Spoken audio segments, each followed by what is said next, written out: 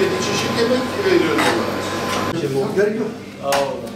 O satın susu. Normal salata, boşnak, iki çeşit yemek. Normal. Teşekkür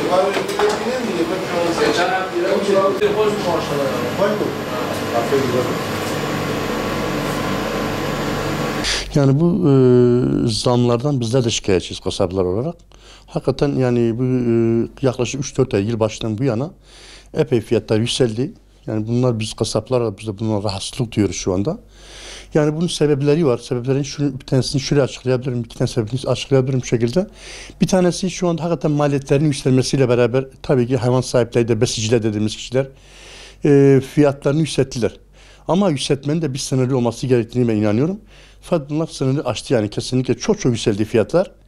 Bunun ikinci nedeni ise yani hükümetin bu konuda sessiz kalması. Ben bunu buraya bağlıyorum. Hükümet bu konuda sessiz kaldı. Hükümet daha yeni şu anda ben duyumlar alıyoruz. Şu anda et ithal ediyor. Dana ithal ediyor şu anda. Fakat o danalar da maalesef şu anda bizim bu tarafa gelmiyor. Bu bölgeye gelmiyor. İstanbul'da dağıtılıyor. Şu anda İstanbul'da et ucuz. Batman'a göre çok daha ucuz şu anda İstanbul'da. O ithal etten dolayıdır. Biz istiyoruz ki hükümetimiz o eti, o danaları kesinlikle bu bölgeye de göndersinler ki biz de vatandaşlarımıza bir şekilde ucuz et verelim yani. Bu şap 2 hastalığı dediğimiz hastalık da çıktığından bu yana hayvan borsası şu anda kapalı durumda. Kapalıdır şu anda. Kapalı olduğu için de biz besicileri aramak zorunda kalıyoruz. Telefonla aramak zorunda kalıyoruz. Haliyle de fiyatları yükseltiyorlar. Eğer şu anda hayvan borsası eğer açılmış olsaydı şu anda yeni kuzuların da çıkmış tam çıkma zamanıdır şu anda. Elbette ki fiyatlar gene düşecek ben diyorum. Çünkü hayvan çok ama dediğim gibi ulaşamıyoruz. Köylüler şu anda hayvanlarını Batman'a getirmekten çekiniyorlar. Niye çekiniyorlar? Çünkü cezadan korkuyorlar. Ceza şu anda bunun 46.000 cezası varmış herhalde. Yani bir şekilde eğer hayvan kasaba gitmezse, kesime gitmediği takdirde o küpeleridir, ne bileyim artık resmiyeti neyse onu uygulamadığı zaman 46.000 gibi bir ceza kesiliyor. Haliyle de çiftçilerimiz de, köylülerimiz de çekindikleri için de hayvanlarını götüremiyor. Haliyle fiyatlar şu anda o yüzden yüksek biraz tabii ki. Eğer orası açıldığı andan itibaren kesinlikle fiyatların düşeceğine inanıyorum. Et fiyatları evet çok yüksek. Hakikaten ben şuna da şahit oldum. Ben aynı zamanda bir kasap olarak. Bazen vatandaş gelip et fiyatını soruyor.